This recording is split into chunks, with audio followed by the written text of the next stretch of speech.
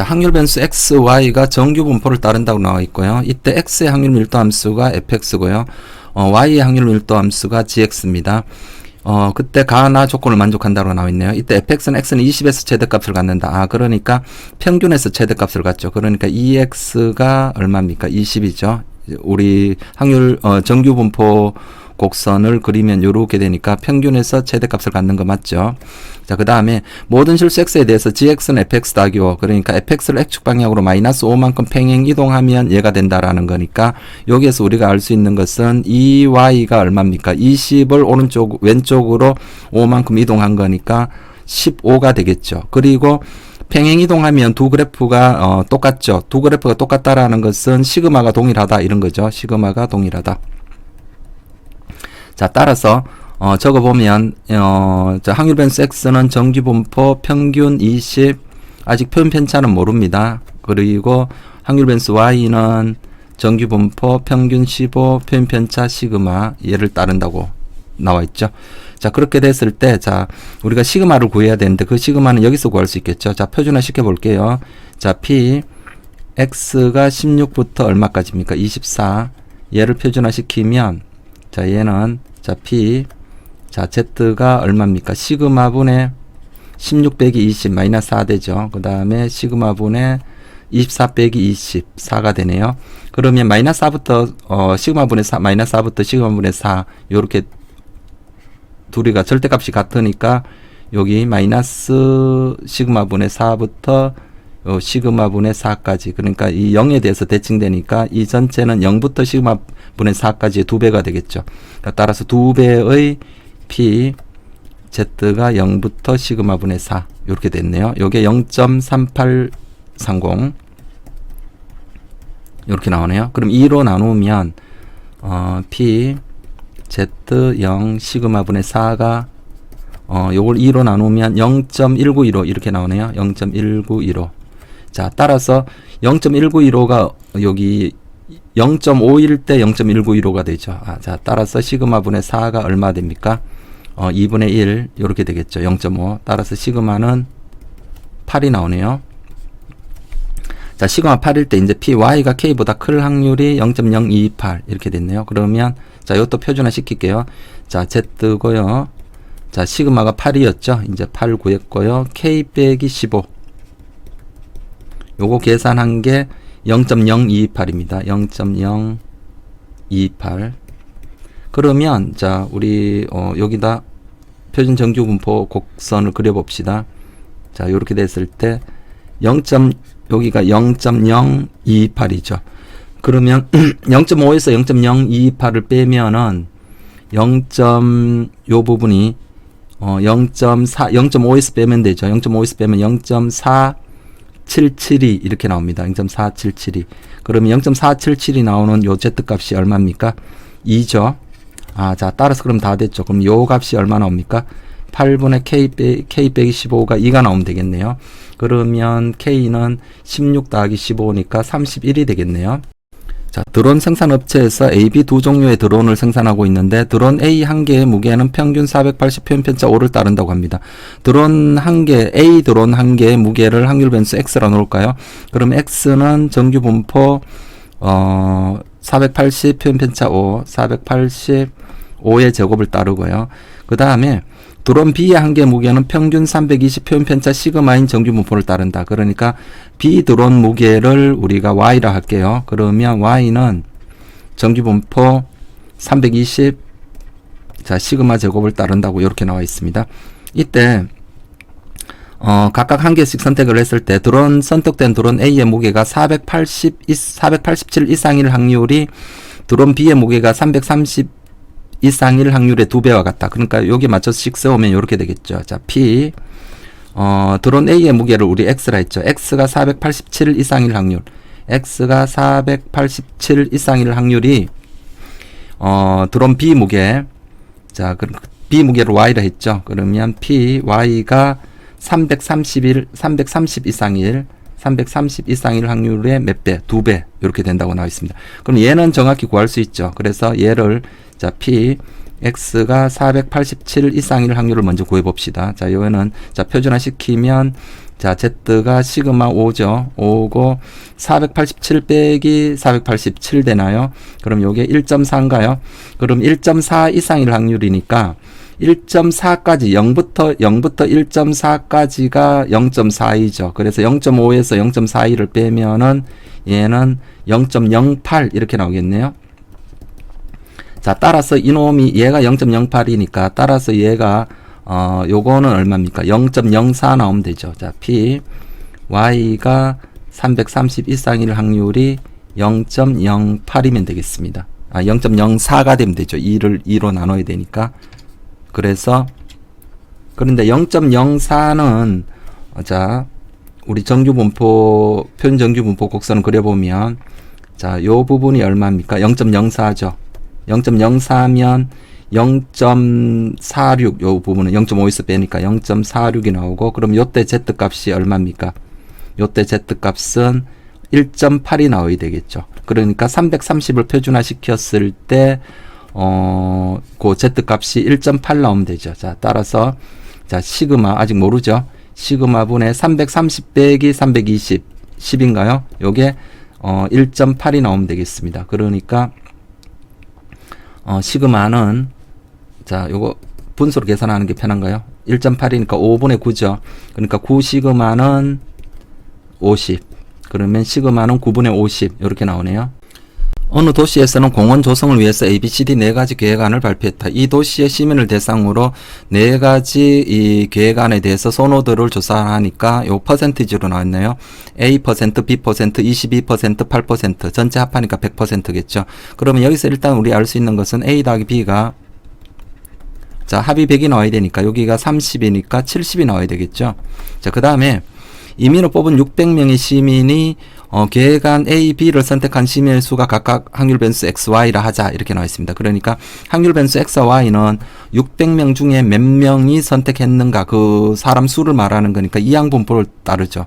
그래서 이항분포 총 반복한 횟수가 600명이죠. 600명 한 명을 선택했을 때 그 사람이 A를 선호할 확률 그 확률은 100분의 A입니다. 그죠? 100분의 A. 그리고 확률 변수 Y는 자, 이항분포 600 100분의 B 이렇게 되네요.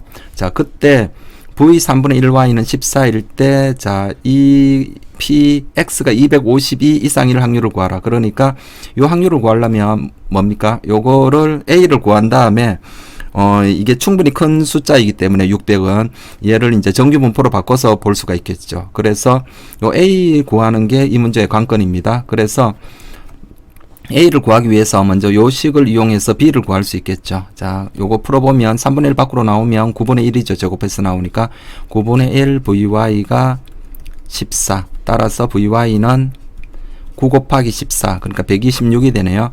그러면 VY를 여기서 구할 수 있죠. VY는 MPQ 600 곱하기 100분의 B 곱하기 1 빼기 100분의 B 요거 한 개 126입니다. 그래서 요거 양변에 100을 곱해서 정리하면 B제곱 빼기 100B 더하기 2100 요렇게 나와요. 요 정리하는 거는 생략할게요. 요렇게 나와서 인수분해가 100 빼기 30, B 빼기 30, B 빼기 70은 0. 따라서 B는 30 또는 B는 70이 나옵니다. 자, B가 30이면 합이 70이니까 A는 40이 나오고요. 여기서는 A는 0이 나오죠. 그런데 A가 B보다 크다 했으니까 얘는 안 되겠죠. 그래서 그럼 이제 다 풀렸네요. 그러면 X는 뭘 따릅니까? 이항분포 B 600 자, A가 40이니까 100분의 40이니까 10분의 4죠. 그럼 얘를 정규분포로 바꿔야 되겠네요. 그럼 확률 변수 X는 정규분포 평균 얼마 나옵니까? 600 곱하기 10분의 4 그렇게 하면 60 곱하기 4니까 240이 나오고요. 240 곱하기 10분의 6 그렇게 하면 144가 나와서 12의 제곱 이렇게 됩니다. 그러면 요걸 이제 표준화 시켜서 풀면 다 되죠. 그러면 P X가 252보다 같거나 클 확률은 P 자 Z가 자 시그마가 얼마입니까? 12죠. 12분의 252 빼기 240 그러면 52에서 40을 빼니까 12 이렇게 되네요. 즉 Z가 1보다 같거나 클 확률 그러면 0.5에서 1까지가 0.3413이니까 0.3413 빼면 되겠네요. 그렇게 해서 계산하면 요게 0.1587이 나옵니다.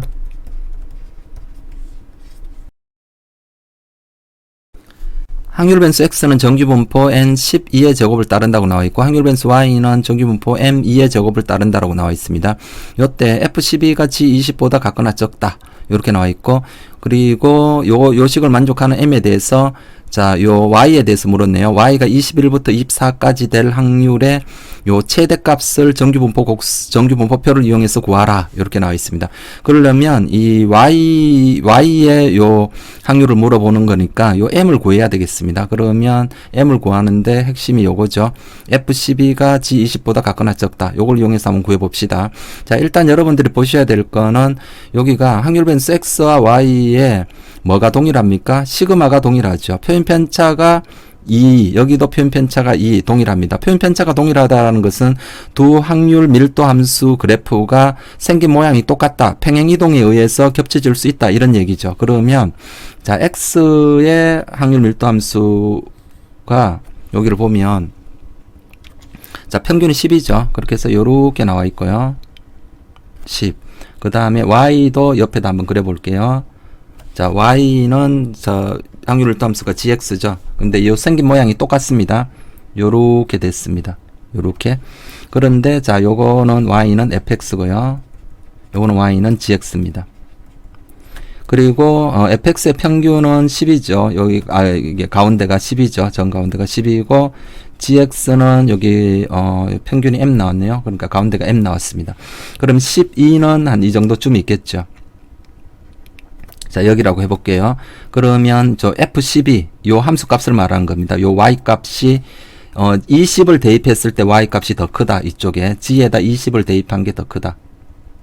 예를 들어서 뭐 20이 뭐 왼쪽에 있는지 오른쪽에 있는지는 모르겠지만 요렇게 됐다라는 거죠. 그래서 지금 보면은 자, 요렇게 된 거죠. 여기에 20 넣은 게 뭡니까? 요 20 넣은 게 요 12 넣었을 때보다 지금 어떻습니까? 더 커야 되죠. 더 크려면 어떻습니까? 우리가 정규분포 곡선은 평균에 대해서 대칭되면서 평균에서 멀어질수록 이렇게 점점 이 함수값이 작아지죠. 그러니까 요 m과 20의 요 간격이 10과 12의 간격보다 더 작다 이런 얘기죠. 그죠? 그러면 여기가 간격이 2죠. 그럼 m과 20의 간격. 근데 m이 큰지 20이 큰지 모르니까 그냥 m 빼기 20을 한 다음에 절대값을 씌울게요. 요 간격 길이가 요 간격 길이보다 더 작다. 그렇게 되겠죠. 그래서 요 등호 있으니까 같거나 작다. 누구보다 10과 12의 간격 2보다 같거나 적다. 그러면 m 빼기 20이 마이너스 2부터 2 사이인가요? 자, 따라서 m은 18부터 22까지죠. 18부터 22 그렇게 나와 있고요. 뭐 특별히 정수라 그런 말도 없죠. 자, 요렇게 돼 있는데 그 다음에 요것의 최대값을 구하라. 요 간격 길이가 얼마입니까? 3이죠.